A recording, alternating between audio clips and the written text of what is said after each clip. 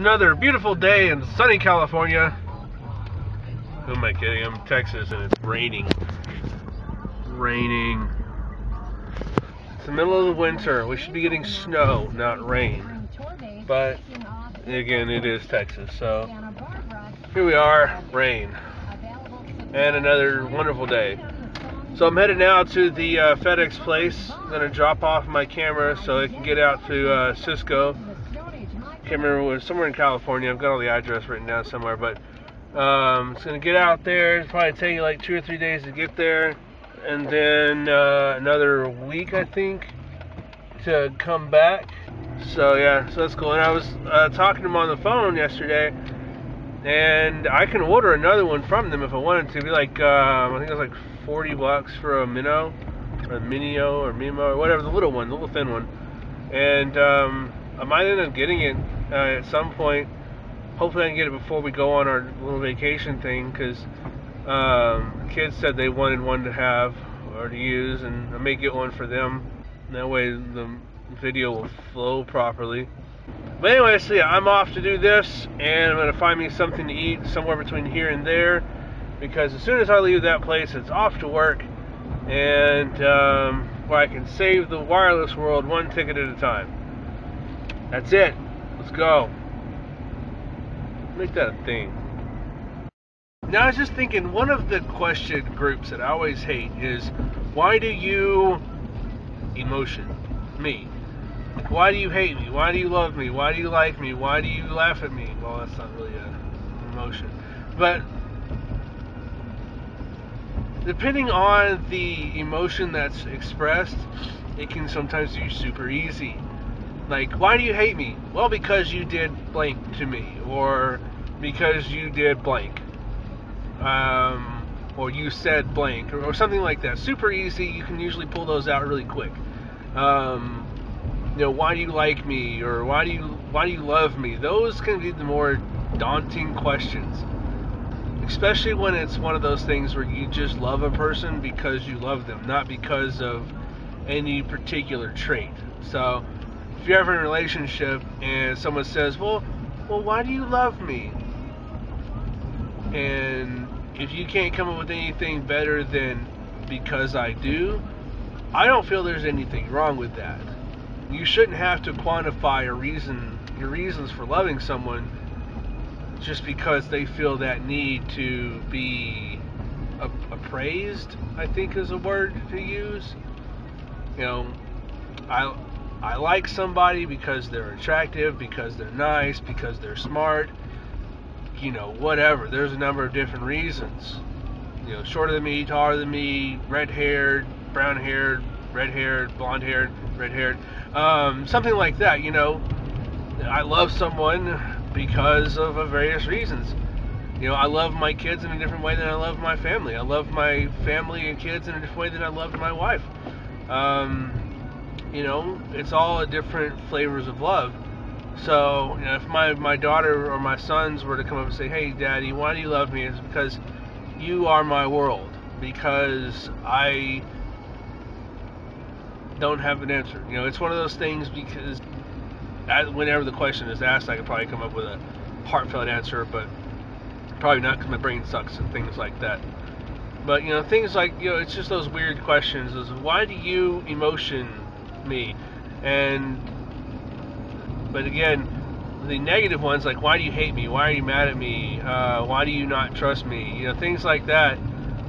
Those usually are pretty simple to answer, because, you know, a lot of people, they hold on to the negative emotions a lot easier than they hold on to the positive emotions. So you can throw those out, you know, just bam, bam, bam, bam, bam, and have your answers to those questions. It's the more positive ones that sometimes can be a pain in the ass to answer. And even in hindsight, you may look at those things and be like, oh, right, I still don't have an answer.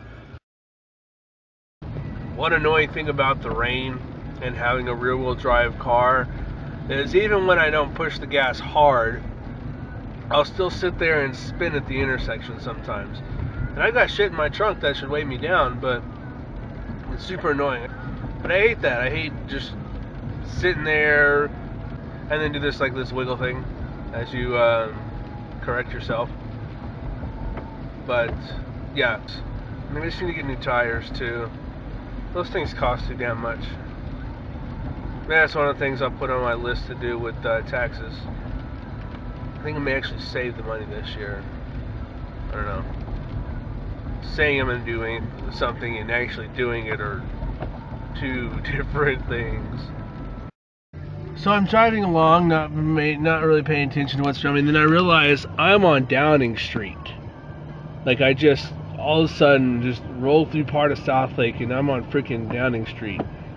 Granted, it's not called Downing Street, but I mean, look at the damn houses. Or like, what is it? I don't know. Whatever the rich neighborhood places are that look like this. Some of these up here are businesses, but no, actually, I think that's just a business building. But I mean, shit. Look at these houses. I damn near did a 360 in the damn road, and a little shaken, just a little bit, maybe just a little bit more than a little bit, and yeah. So yeah, I need to go find somewhere to like die, because that sucked so bad. But I didn't hit anybody, so that was cool. Now I'm extra hungry and sick to my stomach. Yeah, I gotta go find something to do, because I need to like chill out now. If I wasn't awake before, I sure shouldn't awake now. Okay, so I don't know how many people actually watched the State of the Union address last night, but you know, there were several points that he went over, which sounded pretty good. I'm hoping it's not going to be a bunch of sound bites, you know, just him talking so he can push his political agenda for election time. But I thought it was kind of nice about what he was talking about, how jobs are coming back, with GM being back on top as number one, and being able to export now to more countries. One of the nice things was the fact that a lot of companies now are starting to be able to bring workers back to the U.S., which is good. Like with, I think it with Master Lock. I don't remember how much it was, but they've got a facility that they've been able to fully staff now here in the U.S.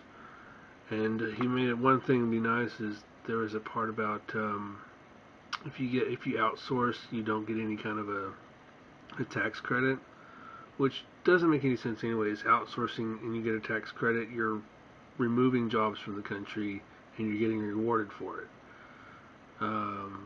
But the ones where they said, you know, bring in people, you know, bring people back, bring jobs back, then you get rewarded for that. Now that's right. There were some opponents against it that said something like, if they start rewarding people for bringing back jobs or bringing only U.S. jobs, then foreign countries will not want to do business with us, which doesn't make a whole lot of sense, because we're sending people over there so we can spend less. And I don't know of many companies that send people to the United States so they can spend less. So it's kind of I think it was just an opponent of the president being an opponent of the president, which is another interesting thing. There's several of these candidates that are running right now that are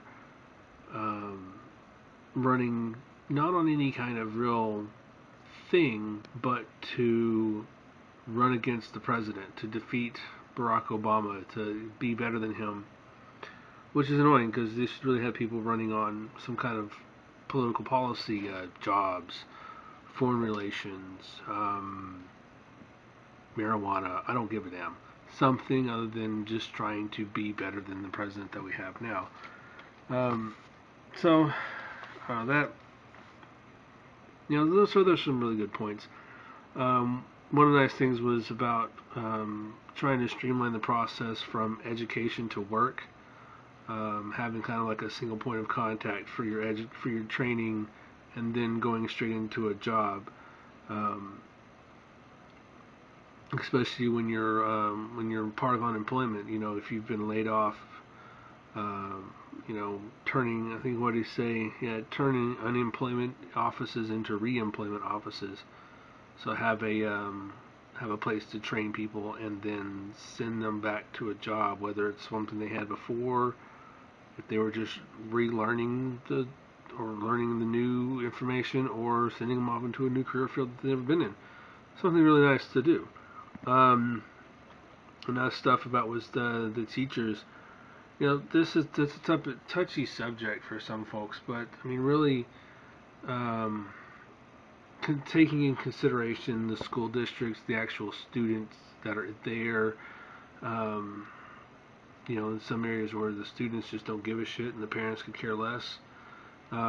Taking that kind of into consideration, he was talking about how teachers should be held accountable for what they're, for them teaching. If they have good students, if they're doing a good job in teaching, then they should be rewarded. The others who aren't doing so well, they shouldn't.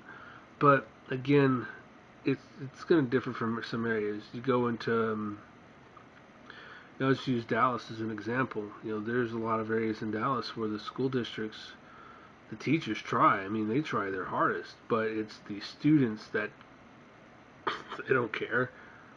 They are there because they have to be. Otherwise, they'd be in jail, going, getting drugs or whatever. Makes me sound like a freaking prude, but that's what they'd be doing. So it's kind of those things where you got to be careful with something like that about holding the teachers accountable, because when you have students that don't give a shit, they'll care less just to make it worse for the teachers. Now, I don't say that just to say it. I mean, I worked in the school district for a little while, so I got a glimpse of what these teachers have to put up with. And the fact that this would be, my understanding, a kind of a across-the-board representation, if it's a good teacher, if they're doing a good job, they're teaching kids, they're making kids learn, praise them, give them, rewards or whatever. It's not to say that's not a good thing, but it's just, again, you got to keep in consideration the students. And I'm not applying this just to one particular demographic, but it's just one of those things that you have rich kids of any color all over the place who they could give two shits about what they're doing there. Mommy and daddy are paying for everything anyways. So, and then you've got, poor kids who they don't care because the state's paying for everything or whatever. And then you've got rich kids who care enough to stay after school to learn extra. Poor kids do the same, and anywhere in between. So I'm not being any specific to any race or demographic or whatever. It's just across the board. On another thing was immigration reform, which is a good thing. We've got these people who come to this country to learn, and as soon as they're done, they're sent home. They get to use all their newfound knowledge to help their country instead of ours, where they learned everything. And it's not that, in some cases, it's not that they're choosing to go back home. It's cases where they have no choice but to go back home. They're being required, requested, forced, however you want to put it, but they're essentially being sent back home.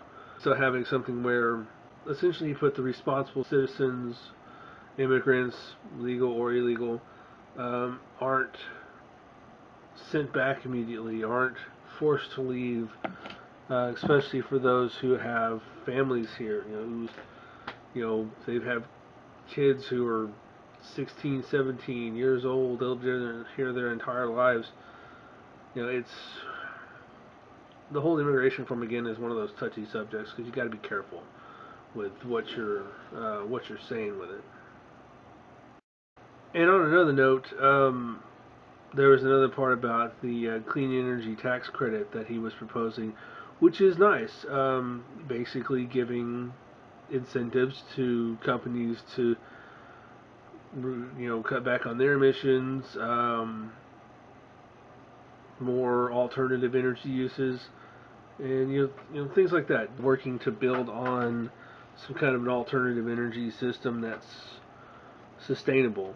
I was having a discussion earlier with somebody about solar energy. We should have a better system or better research going towards harnessing solar energy. I don't think we could go as far as a satellite in space collecting the solar energy and then sending it down to collection facilities. But kind of an idea like that would be good. One other thing what was interesting was the fair share of taxes, with the wealthy and super wealthy. I think it's called the Warren Buffett rule, but essentially, people who make $1 million or more should not pay less of a tax rate, and then people who make under $200,000 a year, those taxes shouldn't go up. Yeah, there's a bunch of it. I think it was like about an hour and a half, hour and 10 minutes, somewhere in there. About how long it was, and I listened to it twice on CNN when it was live, and then their first replay. Now I'll throw some of this stuff in the comments, as far as the links and whatnot, so then you can read through the stories, because I know I'm not giving them fair representation, but whatever. Let's go with the first one. There's been some studies showing that the mushrooms, the psychedelic mushrooms that folks use, are actually showing to be good for depression. There were some folks who did some studies on it and found that people who received I think it was like cyclovin, something like that, the chemical that's in the mushrooms, that over a 6-month period their depression had gotten better. There's a lot of the natural herbs and things like that that really are not given the proper research, and essentially seeing what the benefits are while at the same time weighing the negatives, like marijuana and things like that. I don't know. It's negative across the board, and no due research by official government companies or entities have come out and said, hey, this is why it's bad now in the year 2012. Here is the reason why it's bad. Here's why we don't want you to do this. They have these, it's still there. I was looking through the YouTube questions for tomorrow, or Monday, when Obama's supposed to come on and answer a bunch of questions, and there's a lot of them about SOPA, PIPA, marijuana reform, and a bunch of other things. Just, you'll have to check it out. And there's all these things that they shouldn't be as big of an issue with their laws, but at the same time they are. Hundreds of thousands of people who are in jail or prison for marijuana usage. Non-violent offenders being placed in a facility with violent offenders, rapists, murderers. When all you have, you could have guys in his 50s who he wanted to enjoy himself. He's now fucked. It's these annoying things. Definitely a reformation of these laws are needed. And I'll link this. I'll just go over briefly. There's more stem cell research has been going on to help the blind see. Now that is awesome. I'll link it below. I'm going to read through it just for my own info, but see, stem cell research is one of those things that it shouldn't have been given that big of a negative connotation years ago, because it has such a great potential. I mean, essentially, you're taking a cell with no destiny and programming it to do something specific. Be skin, be heart tissue, be whatever. So there's definitely a lot of potential there. We'll leave it at that. You know the drill. Stuff at the top, stuff at the bottom. And good night.